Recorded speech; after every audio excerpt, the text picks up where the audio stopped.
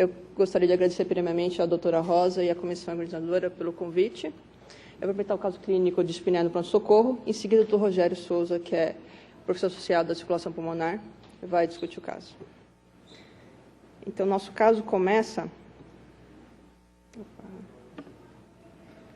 Então, nosso caso é uma senhora de 77 anos, é uma paciente que chegou ao pronto-socorro do INCOR no dia 13/7, com uma história de uma falta de ar súbita. Nessa falta de ar, ela tinha associado uma síncope, uma lipotímia, ela não tinha uma queixa de dor torácica ou de palpitação. Como ela era paciente já acompanhada pelo INCOR, ela foi trazida pelos familiares e foi inicialmente atendida na sala de emergência do INCOR. De antecedente pessoal, ela tinha hipertensão arterial sistêmica, uma diabetes mellitus não insulina dependente, era dislipidêmica, uma obesidade grau 2. Tinha uma doença arterial coronariana, com uma angioplastia de DA em 2005, realizada aqui no INCOR. Era ex-tabagista, 34 anos, ela tinha parado de fumar na época do infarto e tinha uma história familiar positiva para TEV.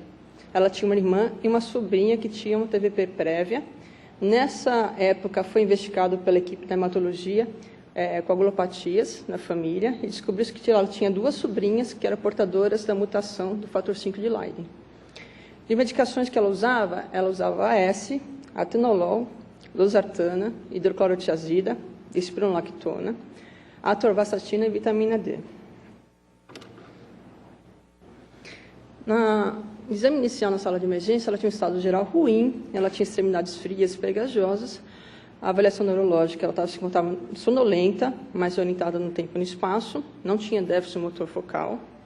A ausculta cardíaca, ela não tinha nada relevante, além de uma frequência cardíaca de 133 batimentos por minuto, tinha uma PA 12/8, estava normotensa. A ausculta pulmonar dela é uma ausculta limpa, tinha uma frequência respiratória de 36 incursões por minuto, uma saturação de 80% em ar ambiente. E o que chamava a atenção dela também é que ela tinha um edema simétrico na sala de emergência, 2 cruzes em 4. O peso dela era 100 quilos. Na sala de emergência foi aventada algumas hipóteses, primeiramente novo infarto, né? Segundamente, quando se tratava de espinéia súbita, um evento de TEP, ou uma sepse, porque ela é uma senhorinha de idade, foi encontrada rebaixada, taquicárdica, ou um evento de um AVC, né? Foram solicitados alguns exames de sala de emergência. Nos exames iniciais, a gente tinha o marcador de necrose miocárdica já alterado, uma troponina de 3,27, uma CQMB massa de 5,1, um dímero D altíssimo, de 77.000, um BNP discretamente aumentado, 121, uma leucocitose de 18.790. Além de uma disfunção renal que ela não tinha, que tinha um creatinina de 1,59. O lactato arterial dela era 50, já falando, por favor, que ela tinha uma injúria tecidual. Com esse exame foi descartado um AVC, ficamos só com 3 hipóteses: uma sepse de origem determinada, ou um infarto, ou um TEP.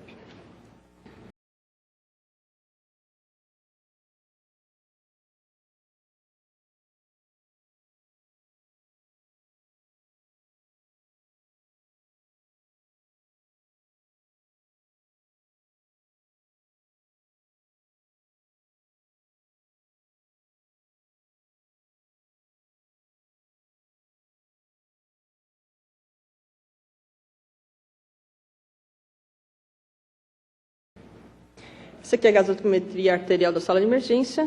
Ela tinha um pH normal, ela tinha uma hipoxemia, um PO2 de 49, uma saturação de 83,9%, uma redução do BIC, com um PCO2 no limite inferior à normalidade, 35,8. Esse aqui é o eletro da sala de emergência. Nota-se que ela tinha uma taquicardia, a frequência cardíaca dela era 126 esse eletro, era um ritmo sinusal, você tem uma onda P que precede todos os complexos QRS. E interessante também que você vê nas desviações anteriores de V1 a V3, você não tem uma progressão da onda R bonitinha. E aí, na avaliação, que você vê nas desviações D2 e D3, você vê aqui em cima uma onda, um S1, né? Uma onda Q em T3 e uma onda T invertida em D3, mostrando o famoso S1, Q3, T3. que é sempre difícil de ver quando a gente não procura esse achado. Aqui a primeira hipótese tornou um evento de TEP, e foi pedido uma angiotomografia dessa paciente que foi realizada no pronto-socorro. Essa aqui é alguns cortes da tomografia do paciente. Aqui nós temos a veia cava inferior, veia cava superior, aqui o tronco da pulmonar, artéria pulmonar direita, artéria pulmonar esquerda. E aqui você vê uma falha de enchimento, que dá para ver em outros cortes, uma falha de enchimento que progride até os seus ramos distais, com uma diminuição da vasculatura do campo pulmonar esquerdo. Um achado interessante que você pode avaliar também nessa tomografia é a relação do ventrículo direito com o ventrículo esquerdo. Geralmente, essa relação, quando você pega o diâmetro do ventrículo direito, sobre o ventrículo esquerdo é 0,9. Você vê que o ventrículo direito aqui está muito maior que o ventrículo esquerdo, mostrando uma relação maior. E isso demonstra uma injúria no ventrículo direito. Essa paciente, como estava no INCOR, foi solicitado um eco que foi feito à beira-leito. Esse eco mostrou uma elevação do PSAP, pressão artéria pulmonar, e uma disfunção de VD, o movimento paradoxal do septo.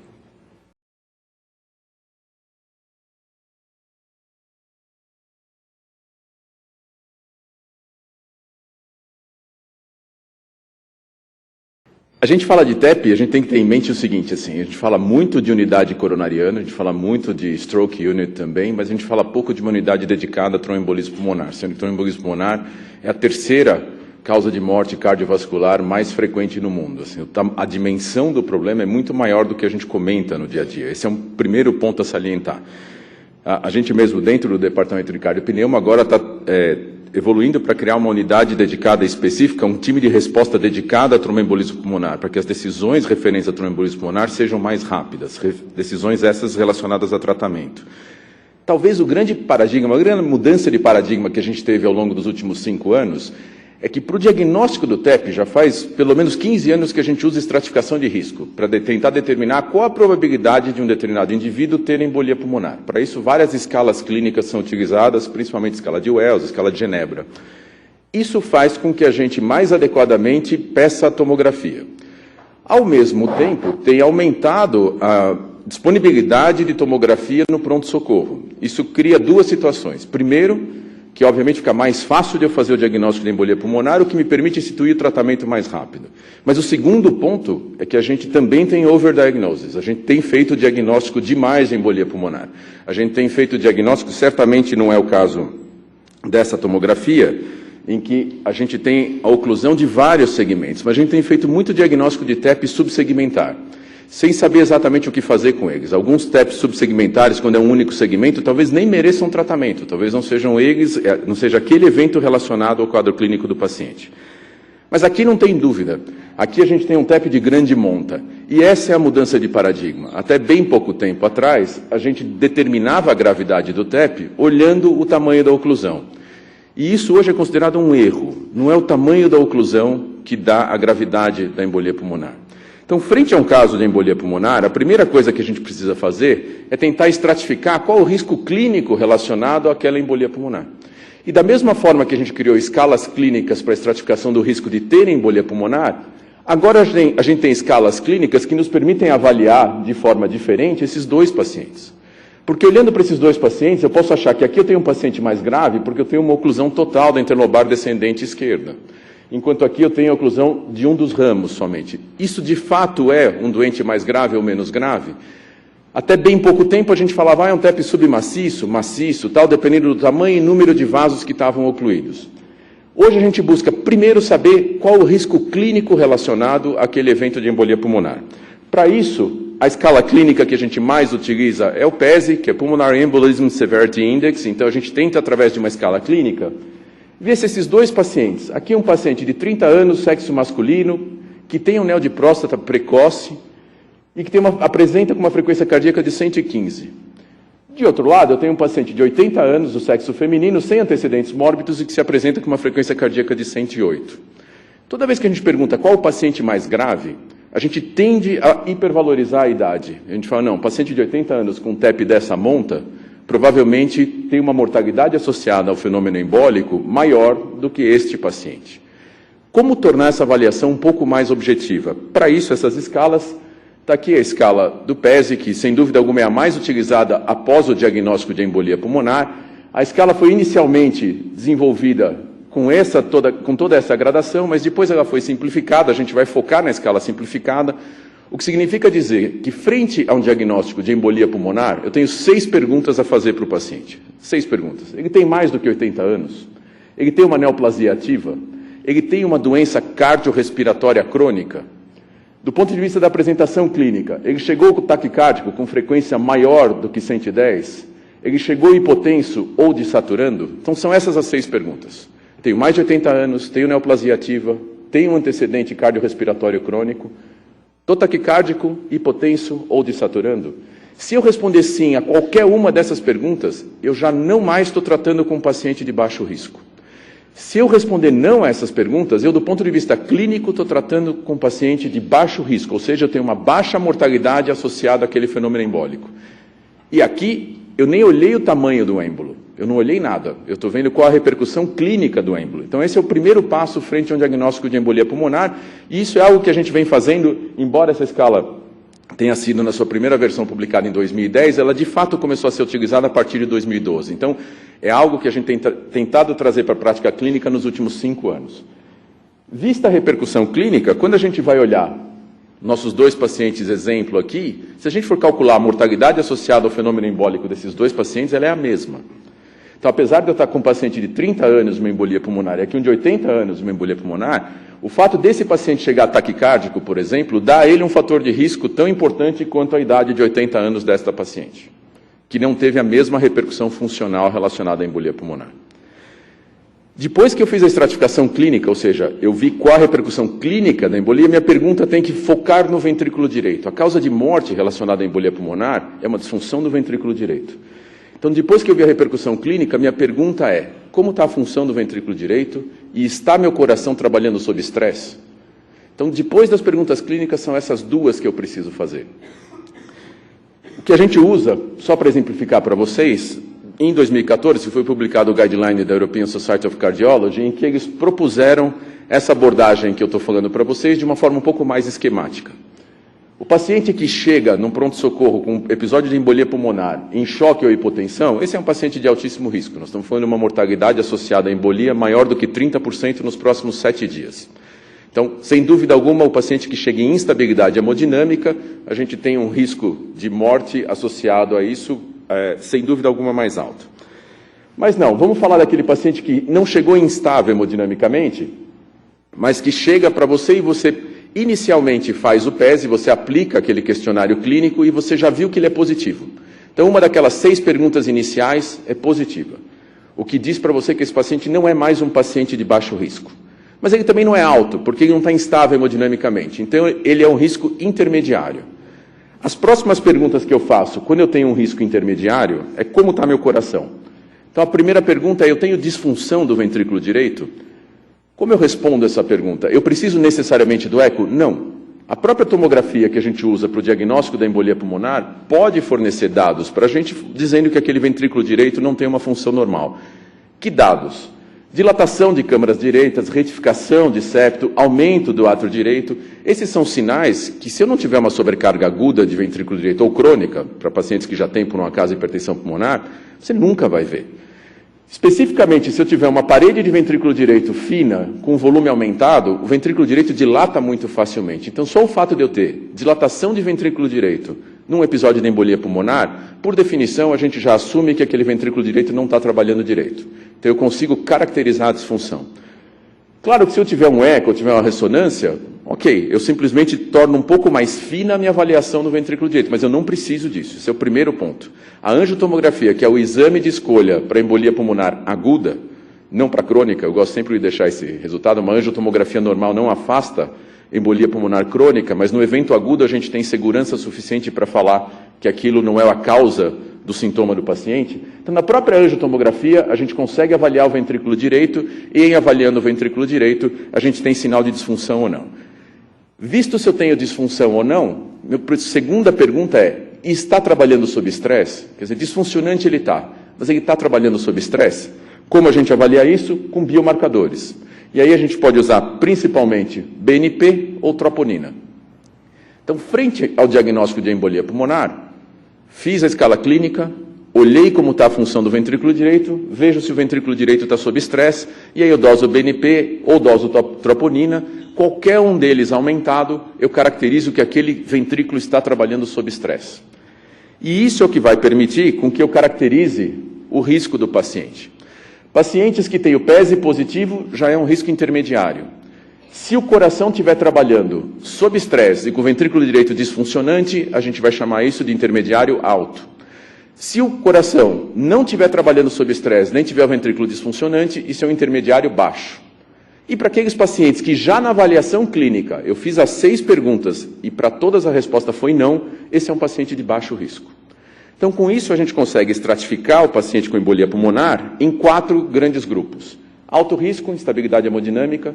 Intermediário alto, coração trabalhando disfuncionante e sob estresse. Intermediário baixo, repercussão clínica, porém o coração ainda está aguentando o problema na frente dele, que é a embolia pulmonar. Ou baixo risco, que é o paciente que teve embolia pulmonar, mas praticamente não tem repercussão clínica associada à embolia pulmonar.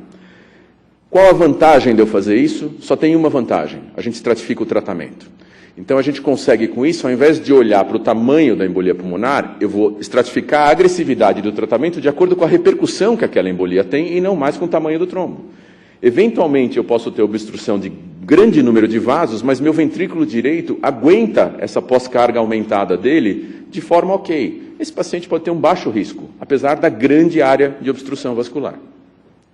Então, a estratificação de tratamento baseada nisso é para o paciente que chega em instabilidade hemodinâmica, esse a gente considera como paciente de alto risco, e esse é o paciente em que a gente tenta a reperfusão primária. Aqui é onde a gente tem alguma evidência para reperfusão primária. Que evidência é essa que a gente tem? Muito difícil fazer um trabalho prospectivo e, de fato, conseguir juntar um grande número de pacientes com instabilidade hemodinâmica para você poder randomizar para reperfusão primária ou não. Então, não existe um trabalho prospectivo. Todavia, existe um grande levantamento de dados norte-americano que permitiu avaliar como é o comportamento desses pacientes na vigência ou não de reperfusão primária. Então, lembrar que o que a gente tem até agora de evidência de reperfusão primária é que ela deve ser iniciada até 48 horas do evento agudo, mas existe evidência de benefício hemodinâmico pelo menos até 14 dias depois do diagnóstico de embolia pulmonar. E qual o grande dado que a gente tem que suporta o uso de reperfusão primária no paciente de alto risco? O grande dado que a gente tem é esse levantamento feito em 2012, é um levantamento de bancos de dados, que mostrou o seguinte: dos pacientes com diagnóstico de embolia pulmonar que chegaram instável hemodinamicamente no pronto-socorro, aqueles pacientes que receberam trombólise tiveram uma mortalidade associada de 8,4%. E os pacientes que não receberam trombólise tiveram uma mortalidade associada de 42%.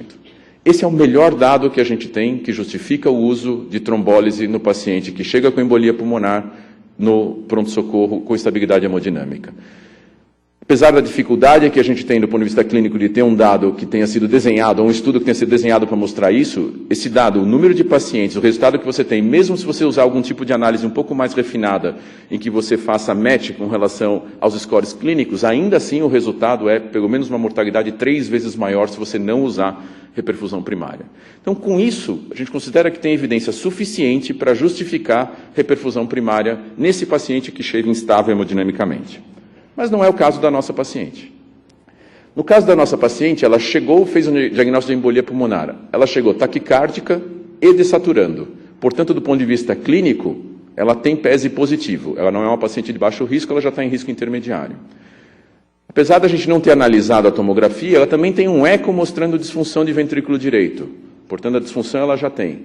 E se a gente lembrar dos marcadores laboratoriais que ela tinha tanto troponina positivo quanto BNP elevado. Portanto, eu tenho uma paciente de risco intermediário alto.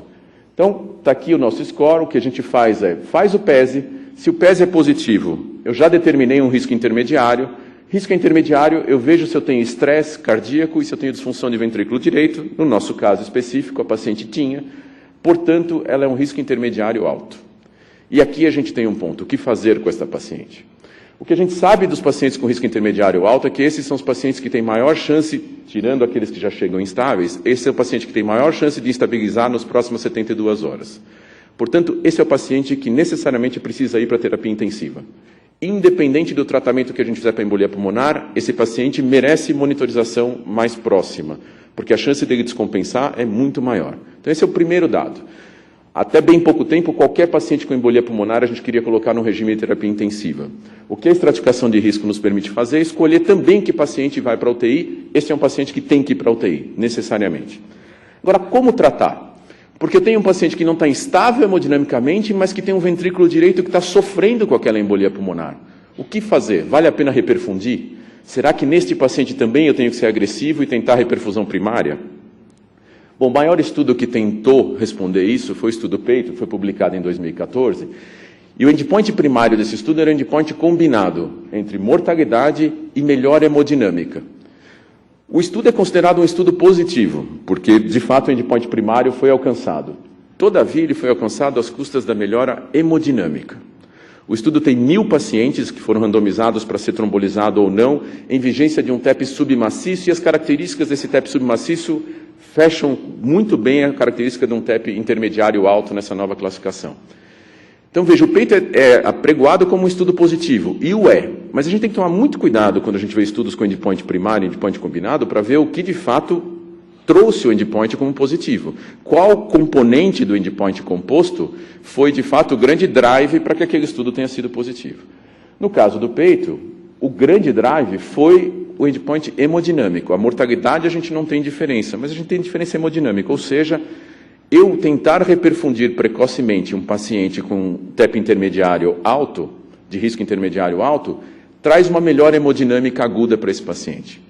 Mas tem um preço essa melhora hemodinâmica aguda, que é um risco de sangramento do sistema nervoso central 10 vezes maior.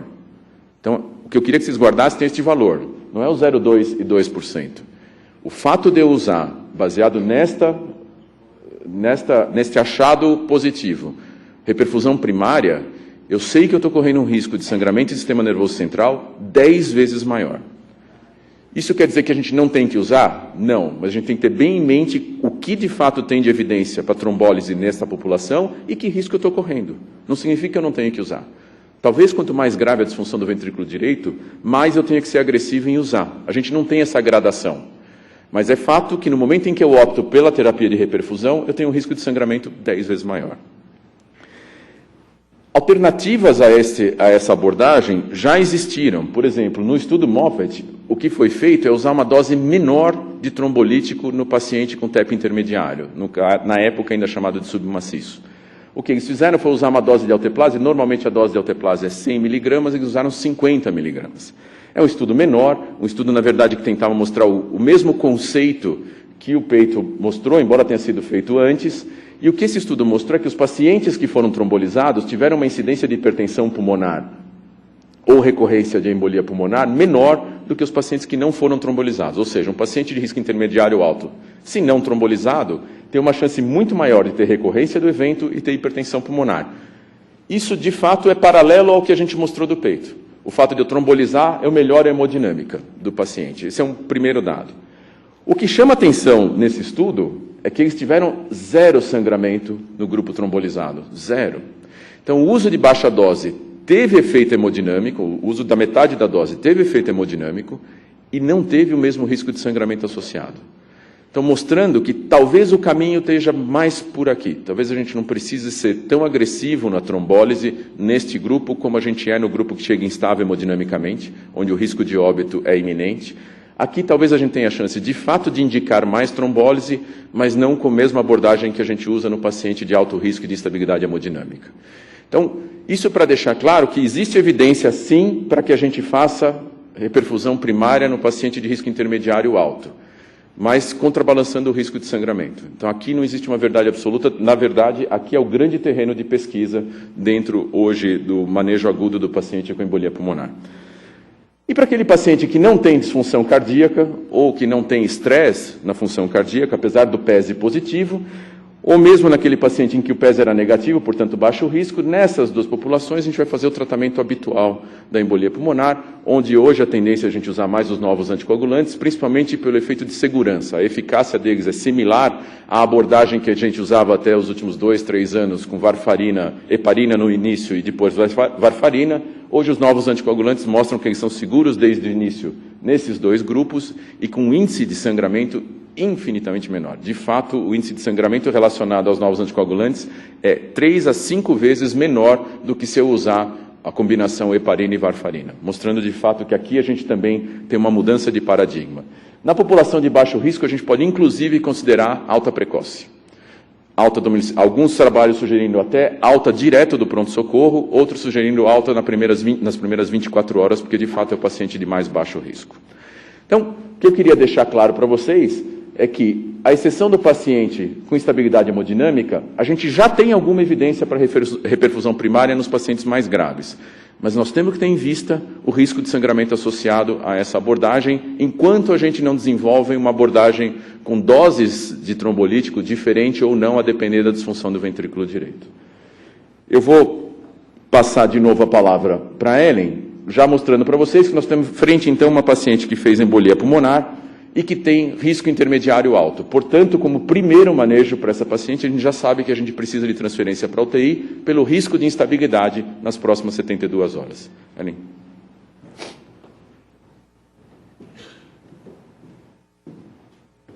Então, essa paciente, né, ela foi, no pronto-socorro, foi optado por passar de uma catéter venoso central. Foi primeiramente tentado passar em via jugular direita, sem sucesso. Foi optado por uma posição subclaviana direito com sucesso, iniciado inoxaparina plena e transferido o paciente para a UTI. Lembrar que é um risco intermediário, podia ser trombolizado ou não, como o doutor Rogério falou, que intraembolizando aumenta o risco muito de sangramento. Na UTI, o paciente estava lúcida orientada, normotensa, tinha boa perfusão periférica, saturando 92% com 2 litros de oxigênio. Esse caso foi rediscutido, e como ele era risco intermediário, e foi optado por trombólise com alteplase, na dose predita pelo guideline, né? Mas anticoagulação plena com heparina não fracionada. Após a trombólise, o paciente teve um evento de sangramento importante. Ela evoluiu com hematoma cervical, onde tinha sítio de punção da veia jugular, uma compressão da via aérea, necessidade de tubação com ventilação mecânica, evoluiu com uma instabilidade hemodinâmica, necessidade de nora e transfusão de 2 concentrado de hemácia, né? O HB inicial era de 3,4 e foi para 8,9 após a trombólise. Essa aqui é a tomografia do paciente, né? Mostrando o hematoma volumoso em região cervical, com desvio da via aérea. Esse aqui o paciente já estava entubado, né? Que é o hematoma, a via aérea, um tubo, e um desvio da via aérea, né? Que você vê também nessa imagem, né? O hematoma volumoso que desviou a via aérea. Além disso, o paciente evoluiu com uma hemorragia digestiva alta, solicitando uma endoscopia que achou uma secreção hemática mais coágulos. Foi optado por uma hemostasia com adrenalina, com glicose hipertônica, durante o procedimento de endoscopia. Como esse paciente teve um sangramento importante, foi optado por passagem de uma filtro de veia cava, que ela tinha uma trombose infemoral comum, foi suspendida a anticoagulação plena, solicitado um novo eco já na UTI no dia 19. Esse eco pós-trombólise não tinha dissolução de VD, o PSAP não era estimada e tinha o VEC com alteração de relaxamento que ela já tinha antes. Foi iniciado, então, a anticoagulação plena com heparina não fracionada. Foi dia 25, a paciente foi estubada, foi encaminhada para a nossa enfermaria da pneumologia, iniciado uma Marevante dia 1º/8 e alta hospitalar dia 10/8. Atualmente o paciente acompanha no nosso ambulatório e tem uma classe funcional 2. Agora eu abro... Então, veja só, foi um erro trombolizar essa paciente? De forma alguma, não foi um erro. A gente está autorizado, a gente tem evidência suficiente para trombolizar, mas quem ia imaginar que só a tentativa de punção jugular dela ia causar esse desastre? Foi um desastre, né? Assim, o hematoma cervical que essa paciente fez, com desvio de via aérea, com instabilidade hemodinâmica, é algo que a gente só vê num paciente que tem alguma discrasia sanguínea. A gente não vê isso em outras situações. Então, aqui, claramente, mostra o risco que a gente corre ao trombolizar. Por outro lado, essa paciente teve recuperação total da função de ventrículo direito dela. Então, o benefício hemodinâmico que a gente sabe que tem com a trombólise, ela teve. O problema é que ela teve também o risco de sangramento e ela teve o sangramento. O que mostra para a gente a situação mais crítica que a gente tem hoje frente à embolia pulmonar, que é justamente o paciente com risco intermediário alto. Onde, apesar de eu ter evidência para trombólise, a decisão tem que ser individualizada mesmo. A tendência é cada vez mais. Então, lembrar, primeiro que o tratamento tem que ser baseado em estratificação de risco. Assim, a gente não faz mais tratamento em função do tamanho do trombo, mas em relação ao risco, a repercussão clínica e a repercussão em cima do ventrículo direito. São as duas coisas que a gente sempre tem que olhar frente a um paciente com embolia pulmonar aguda. A trombólise é, de fato, opção terapêutica. Então, ela é uma opção, ela é a opção para o paciente de alto risco, que esteja em instabilidade hemodinâmica, e ela é também uma opção terapêutica para o paciente de risco intermediário alto, ou seja, aquele paciente que tem repercussão clínica e disfunção do ventrículo direito frente à embolia pulmonar. O que a gente não sabe ainda é se nessa população é onde a gente vai usar menor dose de trombolítico ou se a gente vai estratificar o uso do trombolítico de acordo com o grau de disfunção do VD. E o VD, para você avaliar e graduar a disfunção dele, ainda não é uma coisa simples. Qualquer que seja a situação, seja aguda ou crônica, a gente criar uma gradação da função do ventrículo direito é algo que a gente ainda engatinha. Essa é uma das linhas de pesquisa da unidade de circulação pulmonar, mas que eu garanto para vocês que nos próximos 5 anos a gente ainda não vai ter isso bem estabelecido, exceto com ferramentas como a ressonância, que num paciente que chega para você desaturando, taquicárdio, que eventualmente tendendo a hipotensão, você não consegue fazer uma ressonância no pronto-socorro. Ele não tem condição clínica para ficar 20 minutos no aparelho para avaliação do ventrículo direito. Então a gente ainda está longe de ter uma grande avaliação, uma avaliação mais fina da função do ventrículo direito, e dependendo da janela que você tiver, mesmo o eco não consegue traduzir o ventrículo direito de forma adequada. Mas o que a gente queria deixar de recado para vocês são duas coisas. Primeiro, da importância do diagnóstico de embolia pulmonar, isso no nosso meio tem sido cada vez mais feito, até pela disponibilidade que a gente tem de tomografia no pronto-socorro, o que é muito bom, mas por outro lado, como abordar, como estratificar a abordagem desse paciente. E mesmo fazendo a abordagem correta, a abordagem nesse caso não foi errada. Eu poderia optar também por não trombolizar, mas o fato de ter optado por trombólise, perfeito, porque era um paciente de risco intermediário alto. Mas o risco de sangramento e como manejar esse sangramento é algo que a gente precisa ter em mente o tempo inteiro nessas situações que não são tão limítrofes quanto aquele paciente que chega instável hemodinamicamente. E aí...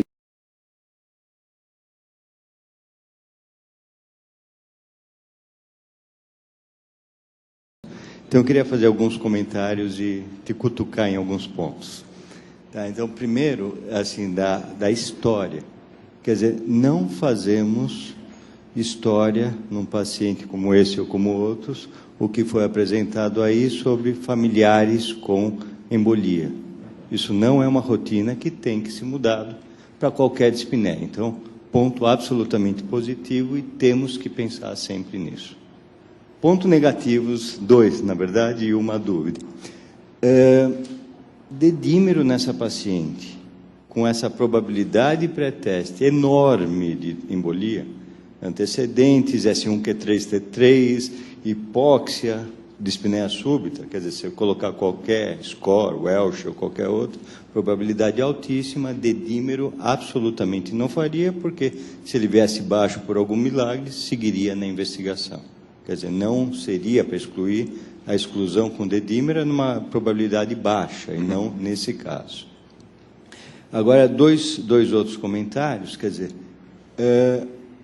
a trombólise na embolia maciça, né, quer dizer, no alto grau, não maciça, mas no alto risco, aquele trabalho que você mostrou, quer dizer, obviamente os dados são contundentes, mas é um trabalho não pareado, não prospectivo, sem pareamento de variáveis, quer dizer, um monte de falhas, porque não é um trabalho, é um levantamento, né? Eu vejo, e aí eu queria sua discussão, quer dizer, ainda é uma atividade trombolizar esses pacientes como ato heróico de desespero do paciente que está morrendo e não uma rotina, né? Justamente até por esse risco enorme de sangramento. E a pergunta que eu queria que você respondesse mesmo é, você ainda num risco intermediário baixo, você manda embora com os anticoagulantes de ação direta para casa em 24 horas? Tá, eu vou fazer na mesma sequência que você falou. O doutor Arnaldo queria me provocar desde o 4º ano, ele faz isso. Nós dois estávamos no 4º ano ao mesmo tempo, né? Então vamos por partes. A forma que foi apresentada, a gente não quis focar no diagnóstico da embolia pulmonar, mas sem dúvida alguma, essa não é a abordagem do paciente para o diagnóstico da embolia pulmonar. Mesmo a dosagem de BNP, troponina, como exames iniciais, tudo bem, eu posso pensar na abordagem de dispneia no pronto-socorro, eu estou dosando BNP para ver se eu tenho algo cardiológico. A troponina, porque essa paciente tinha antecedente cardiológico, para eu ver se ela vai fazer curva enzimática e se tem infarto, apesar do eletro não sugerir isquemia inicialmente, optou-se, seria justificado num paciente de alto risco você, apesar do eletro, fazer a curva de troponina. Ainda assim, questionável. Mesmo a gasometria, necessariamente, podemos questionar. O dímero D, sem dúvida alguma. O dímero D tem zero indicação nesse caso. E ele não nos ajuda em nada. O dímero D positivo ou não para essa paciente muda zero a conduta. Então, primeira coisa, reforçando o que você falou. Então, a abordagem no PS muitas vezes você colhe um kit de dispneia, o que do ponto de vista de saúde pública, se a gente for colocar com relação a custo, não se justifica. Esse dímero D é um exame que a gente podia ter rasgado e jogado no lixo, porque ele de fato ajudou zero. Não foi ele que fez com que a tomografia fosse pedida. Esta paciente tinha score clínico positivo o suficiente para eu considerá-la como risco alto, e com isso, mesmo pegar o ELS modificado, ela iria claramente para o braço direto para a angiotomografia. Esse é o primeiro ponto. Segundo ponto, também em diagnóstico, para o paciente que chega instável hemodinamicamente, para você ter uma ideia do quanto tem sido liberal a indicação de trombolítico, eu não preciso nem fazer a tomografia. Se eu tiver um paciente que chega instável hemodinamicamente, eu fizer um eco na entrada dele do pronto-socorro e ele tiver sinal de disfunção direita, eu não tenho como levar esse paciente para a tomografia pela instabilidade hemodinâmica, eu estou autorizado a fazer trombolítico, dado o risco de óbito associado à potencial embolia. Que causa de disfunção ventricular direita aguda eu posso ter, levando a uma repercussão hemodinâmica daquela? A probabilidade de ser embolia é tão maior que você está autorizado a usar trombolítico. A análise, eu não entrei em detalhes, tem duas análises depois desse estudo do Stein, Arnaldo, em que você faz, se você usar propensity score, então de alguma forma tentando parear, com todas as limitações que a gente tem em tentar fazer isso no estudo retrospectivo, mas ainda assim é o melhor possível para parear com relação a fatores de risco, dá 3 vezes maior a mortalidade. Então, o dado, ele per se chama atenção pelo número de pacientes em que se recuperou neste banco de dados, quer dizer, mais de 2 milhões de casos de TEP e o número de pacientes que você conseguiu com estabilidade hemodinâmica. Mas mesmo se eu usar uma análise de pareamento, para tentar parear os pacientes por fator de risco, ainda assim, o paciente que não trombolizou tem uma mortalidade associada muito maior, e isso é considerado, numa situação com 40%, até 50% em alguns estudos, de mortalidade associada, como valendo a pena você tentar, mesmo com risco de sangramento de 20% a 25%, se a gente considerar o total das trombólises que são feitas. Então, acho que sim. Acho que a gente tem evidência suficiente naquele grupo de alto risco. No grupo de risco intermediário, eu gosto sempre de colocar sob análise um pouco mais crítica, porque o peito é colocado como um estudo positivo. Agora eu posso trombolizar pacientes com risco intermediário alto. Sempre quando a gente tem um endpoint composto, você tem que olhar qual o componente que de fato está assim, levando o teu resultado para ser positivo, né? A gente mesmo publicou alguns estudos grandes com endpoint composto, a gente chama de estudos de morbimortalidade, mas a mortalidade nunca dá positiva, é sempre um estudo de morbidade. Quando você olha a mortalidade, você não vê nem sinal, não é? Você não tem nem tendência, nem nada, você não vê para onde ela está indo, é igual nos dois grupos. Ainda assim, quando a gente apregou que aquilo é um estudo de morbimortalidade, a gente está mandando uma mensagem subliminar de que aquela droga ou aquela intervenção muda a mortalidade. O peito era um estudo de morbimortalidade e é apregoado como estudo positivo. Na morbidade relacionada à instabilidade hemodinâmica. Mas aí não é de fato um estudo de mortalidade, e isso tem que estar em mente de todo mundo. Nos dá subsídio suficiente para poder considerar trombólise nesse paciente, mas tendo em vista o sangramento em sistema nervoso central 10 vezes maior. Então, o que eu quero é só botar sob crítica que é um estudo positivo, sim, todavia, a gente tem que ter em mente qual o risco de sangramento associado. Então, essas são as principais coisas. E aí, tua última pergunta com relação ao risco intermediário, baixo ou baixo risco. O único paciente que você pode considerar alta precoce é o paciente de baixo risco, é aquele paciente que teve embolia pulmonar e essa embolia pulmonar não teve nem repercussão clínica. Ele não está taquicárdico, não está hipotenso, não está desaturando, não tem mais de 80 anos, não tem neoplasia ativa e não tem uma doença cardiorrespiratória prévia. Este paciente, em vigência de uma embolia pulmonar, você pode começar com os novos anticoagulantes e considerar a alta precoce. Eu não gosto de falar da alta domiciliar, porque os 3 estudos que falaram direto de alta domiciliar não simplesmente viram que o paciente era baixo risco. Eles fizeram muito mais análise do ventrículo direito para ter certeza que não tinha nada e mandar o paciente para casa. Então, do ponto de vista prático, considerar a alta precoce no baixo risco, sim. Considerar os novos tratamentos para o risco intermediário baixo, sem dúvida alguma, mas com o paciente hospitalizado nas primeiras 72 horas. Então, o que você tem é das primeiras 72 horas a 5 dias no grupo intermediário baixo, no grupo baixo risco, eventualmente em 24 e 48 horas, você tem segurança suficiente para mandar o paciente para casa. Mas naquele paciente que não teve repercussão clínica. O intermediário baixo teve repercussão clínica, não teve repercussão no ventrículo direito, mas teve repercussão clínica. Então, esse a gente mantém internado, mesmo que eu queira iniciar a abordagem com os novos anticoagulantes. Parabéns, Ellen. Rogério, acho que a apresentação foi muito clara, muito esclarecedora. Eu acho que os residentes aproveitaram muito, que realmente foi muito didática. E eu achei muito importante você enfatizar a importância do diagnóstico clínico e estadiamento clínico do paciente. Queria te fazer 2 perguntas, Rogério. Primeiro, se você tivesse que escolher um único marcador para fazer diagnóstico diferencial de TEP, qual que você escolheria se você tivesse uma restrição financeira? O segundo, frente ao histórico dessa paciente, você deixou claro que você pode fazer trombólise de preferência até 48 horas. Se você tivesse um paciente com outro acidente de punção, você poderia retardar, você indicaria retardar um pouco a trombólise? Isso acontece sempre, ou foi só nesse caso, que depois ela sangrou no estômago também? Você tem esse dado? Você acha que isso é interessante discutir? Eu vou começar pela última primeiro. Assim, você não retardaria pela punção. Se tivesse uma punção arterial, durante a tentativa de você tiver uma punção arterial em que você documentou a punção arterial, aí a gente podia pensar em pelo menos horas para eu poder fazer a trombólise. Agora, apesar de eu ter o benefício em 14 dias, esse benefício em 14 dias da trombólise, ele é dado principalmente ao paciente com algum grau de estabilidade, não que chega necessariamente chocado, mas que tem uma repercussão hemodinâmica mais importante. Mas eu tenho estudos de reperfusão em até 3 semanas, mostrando que eu tenho algum grau de reperfusão em até 3 semanas após trombólise.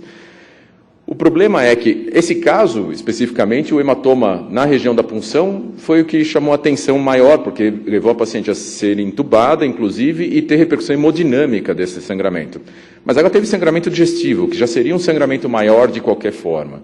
Ou o risco de sangramento do sistema nervoso central. Então, a não ser que eu tenha um acidente muito claro, eu não tenho por que retardar. Porque os grandes riscos que eu estou correndo, e talvez o sangramento mais temerário que a gente tem, é o sistema nervoso central. E esse não tem o que eu fazer para retardar, especificamente nesta situação. Então, acho que se você documentou efetivamente algum acidente arterial, é de bom tom você esperar horas para que você saiba que você tenha a oclusão adequada do território vascular. Mas se você não documentou isso, só o fato de ter tido uma punção sem sucesso, não justifica a gente esperar para a trombólise. Se eu estou considerando que a trombólise é porque eu quero diminuir a mortalidade aguda associada àquela embolia pulmonar. Então, já que eu vou correr o risco de sangramento do sistema nervoso central, eu corro o risco de sangramento também na região cervical. E com relação ao que você me perguntou para marcador diagnóstico, eu acho que no momento em que a gente começou a usar as escalas clínicas para o diagnóstico, então a escala de Wells, a escala de Genebra, isso facilitou muito, porque antes você pedia tudo para todo mundo. Hoje, um paciente cuja escala clínica é negativa, se você fizer só o dímero D, e o dímero D vier baixo, a chance desse paciente ter embolia pulmonar é menor do que 1%, e em alguns estudos menor do que 0,5%. Essa é a mesma chance da tomografia negativa. Um paciente com alto risco clínico, se fizer uma tomografia, uma angiotomografia, ela vem negativa, a chance de eu ter uma embolia pulmonar associada a ela é em torno de 1%, até 1,5%. Então, veja, o dímero D no baixo risco clínico é tão bom quanto a tomografia no alto risco clínico. Então, isso per se já traz, desde que a gente aplique isso como diretriz clínica, e infelizmente, e aí trazendo porque o Arnaldo falou, a prática não é essa, a prática é você acabar pedindo tudo para todo mundo, o que é um erro se a gente pensar em conceito de saúde pública, mas se a gente aplicasse, a gente teria economia de recursos. Se eu, de fato, estratificasse clinicamente o paciente na chegada ao pronto-socorro, baixo risco eu faço o dímero D, o alto risco eu não faço o dímero D, economizei o dímero D e vou direto para a tomografia, essa é a melhor situação. Então, eu não tenho um marcador único. Porque eu colher um dímero D num paciente de alto risco, ele diz nada. Se ele vier positivo, você vai para a tomografia. Se ele vier negativo, você também vai para a tomografia, porque a sensibilidade dele nessa situação é muito ruim. Eu posso ter um falso negativo em até 20% de casos, dependendo da série que você utilizar. Então, não tem um marcador único. Talvez a gente tenha um marcador para o risco clínico associado àquela doença. Um biomarcador ou um marcador de imagem, no caso da angiotomografia. Mas eu reforço a necessidade de estratificação clínica também para eu determinar a probabilidade clínica pré-teste. Que é uma coisa que no pronto-socorro, muitas vezes, todos nós já trabalhamos em pronto-socorro. A gente sabe qual é o tamanho da encrenca que a gente tem, o número de pacientes, enfim, mas eu acho que é um passo, necessariamente, a gente ter diretrizes mais claras para a abordagem de algumas situações clínicas, até para a economia de recursos, porque é necessário. Oi. Bom dia. Eu sou Paula, sou residente da geriatria. Como residente, eu tenho certeza que foi muito útil a apresentação, muito boa. E, na verdade, dentro da geriatria, pelo menos a última vez que eu tinha estudado o uso do dímero D, não tinha muita evidência para grandes idosos, né, que são acima de 80 anos, e nem para pacientes internados. Então, eu queria que você comentasse o uso do dímero D nessas situações. O que acontece é que, com a idade, o teu valor de corte do dímero D precisa aumentar. Então, assim, o valor de corte do dímero D que a gente usa normalmente, é de laboratório para laboratório, então a gente vai assumir 400 ou 500 de dímero D ou 200, depende do método do laboratório que você está fazendo. O que acontece é que você pode corrigir para a idade. Existem 3 fórmulas para você corrigir o dímero D para a idade, em que você considera, por exemplo, um paciente de 80 anos de idade seria vezes 10, então o cutoff não é mais 500, passa a ser 800. Essa é uma das fórmulas. Então, dá para você utilizar. Ele mantém sensibilidade na população idosa. Tem um estudo publicado ano passado com uma grande série de pacientes acima de 65 anos de idade e que mostra a sensibilidade de dímero D aceitável no paciente de baixo risco, mas de alta idade. A única coisa é que você tem que usar um valor de corte maior, porque ele pode aumentar. A gente tem situação semelhante nas grávidas. O dímero D aumenta nas grávidas. A sensibilidade dele nas grávidas é questionado. Se a gente pode utilizar como marcador único, mesmo que eu tenha baixo risco.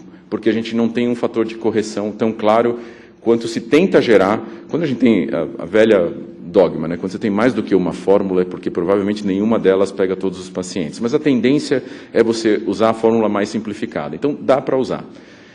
Paciente internado, ele, em geral, é um paciente que não tem baixo risco, pelo fato de ele já estar internado, então ele tem uma comorbidade associada. Então, para paciente internado, você usar o dímero D, é só se a causa da internação dele tiver, de fato, nenhuma relação cardiovascular, nenhuma. Né? Mas o paciente acamado, per se, ele começa a ser um paciente considerado como algum risco clínico. Não entra na escala de Wells, mas... Por outro lado, lembra que na escala de Wells você tem um fator que é super subjetivo, que é a ausência de outro diagnóstico possível. É a pior parte da escala de Wells, porque esta é a parte subjetiva da escala. Embora a escala tenha sido feita para tornar mais objetivo a abordagem do paciente com embolia pulmonar, ela tem um item que é a ausência de outro diagnóstico possível, para você ganhar ou não pontos. E aí é que o paciente internado acaba podendo sempre caracterizar um risco aumentado e você tendo que considerar a tomografia como primeira escolha, porque muitas vezes você tem que levar isso em consideração para essa parte subjetiva da abordagem clínica. Então, vale para o paciente internado, é que normalmente o paciente internado tem risco clínico no Wells simplificado, já é positivo, se acaba indo para a angiotomografia como primeira escolha. Rogério, vou mudar um pouquinho o enfoque. Até aqui nós discutimos em medicina de emergência. Né? Isso está acontecendo no pronto-socorro, na UTI. Dificilmente nós, enquanto os clínicos que vamos seguir o paciente depois disso, estamos nesse momento. Então, eu queria buscar agora o outro lado que você citou lá no começo. Então, eu tenho alguém que, queiramos ou não, todos os pronto-socorros botam os médicos assim, seu protocolo é todo mundo dímero D.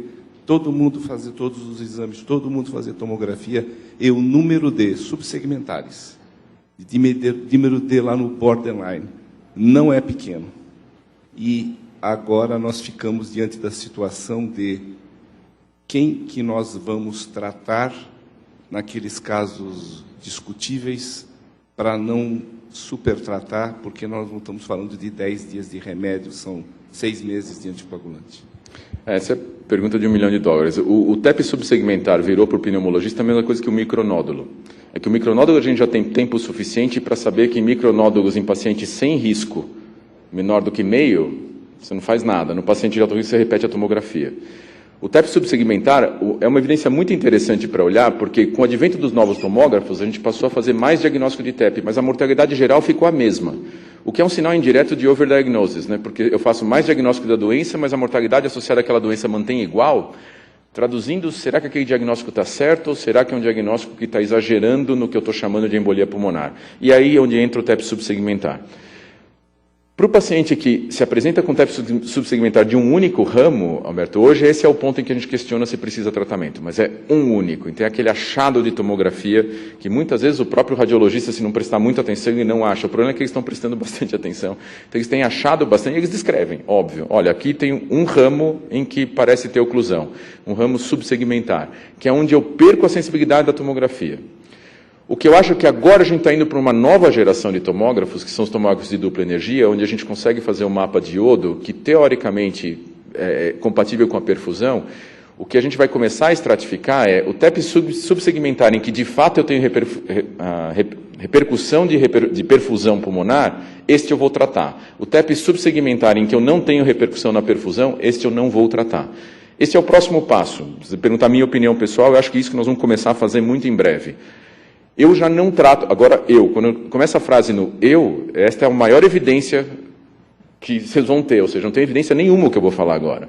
Mas eu tendo a olhar com muito cuidado o paciente com TEP subsegmentar de um único segmento. E eu não trato boa parte desses pacientes, quando eu sou chamado a opinar. Mas quando é um único segmento, mais do que 2 segmentos, 2 ou mais, você já fica numa situação clínica difícil, e aí eu acho que o papel do tomógrafo de dupla energia talvez venha a ter relevância no sentido de não só mostrar aquele vaso que está ocluído, mas o quanto isso tem de repercussão na perfusão pulmonar do tecido adjacente. Ainda não temos esse dado, a gente tem esse dado em modelos experimentais, mas a gente não tem esse dado em humanos, portanto, isso que eu estou falando para vocês é a perspectiva para os próximos anos, mas ainda não dá hoje, na dúvida você trata. Porque você tem um paciente que tem um diagnóstico de embolia pulmonar. Então, na dúvida, você é obrigado a tratar. Mas a tendência, cada vez mais com quem mexe em circulação pulmonar, é quando é um segmento único, não se tratar, a não ser que eu tenha uma repercussão de ventrículo direito, o que é muito difícil de você imaginar, que a repercussão do ventrículo direito é por um único segmento vascular fechado, mas na ausência de qualquer repercussão do ventrículo direito, um único segmento, a tendência é não se tratar. Assim, eu, particularmente, não trato. Mais do que isso, você tem um diagnóstico de embolia, você é obrigado a respeitar isso pelo risco que você pode ter associado a este diagnóstico. Você não diferenciaria uma 30 anos sem comorbidade de 65 anos com comorbidade? Não. Até porque o achado de TEP subsegmentar tem aumentado na população mais idosa. Assim, aí você fala assim, então tá bom, então se eu achar num paciente de 30 anos, por outro lado a gente tem visto cada vez mais uma função de filtragem do pulmão, em que você faz, e isso em modelo é muito fácil de você demonstrar, você faz angiotomo, você repete angiotomo 15 minutos depois, você não acha mais aquele mesmo segmento fechado. Então, talvez tenha um papel fisiológico de pequenas obstruções vasculares, como o do micronódulo, que se a gente repetir a toma em seguida, eu não tenho mais o micronódulo, em boa parte dos pacientes, talvez exista um papel fisiológico do pulmão que oclusão vascular única é uma coisa transitória. Talvez. Né? Então, por isso o recado é, na dúvida, anticoagule e decida depois. Comece a anticoagulação e decida depois retirar a anticoagulação. Na dúvida, porque você tem um diagnóstico de embolia pulmonar.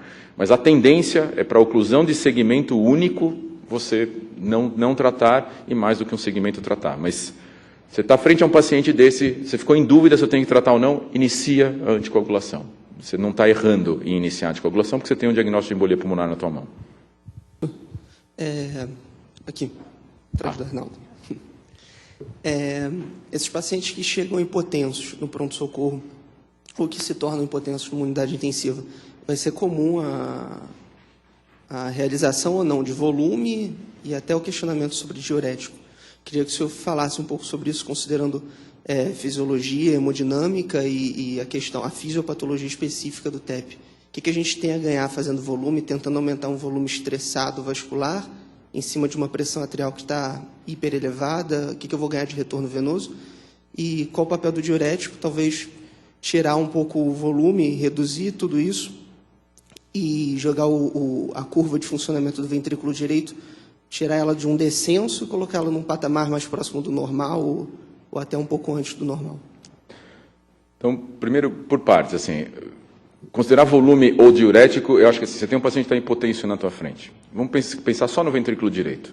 O ventrículo direito é completamente distinto do ventrículo esquerdo, né? Do ponto de vista de perfusão coronariana, enquanto o ventrículo esquerdo só é perfundido na diástole, o ventrículo direito é perfundido na sístole e na diástole. Portanto, em situações de estresse agudo do ventrículo direito, mesmo crônico, quando eu tenho algum grau de hipertensão pulmonar, o ventrículo está sob estresse na sua parede, eu perco boa parte de perfusão. O ventrículo direito sob estresse, necessariamente, ele é isquêmico. Por isso que troponina é um marcador do ventrículo direito. Mesmo em situações de hipertensão pulmonar crônica, se a troponina é positiva, é um paciente de maior gravidade do que o paciente de troponina negativa. Era o que a gente chamava, quando eu e o Arnaldo estávamos no 4º ano, era o que a gente chamava do infarto subendocárdico, né? Na verdade, eu tenho uma fibra miocárdica que está sob isquemia. Por quê? Porque a perfusão coronariana do ventrículo direito está comprometida.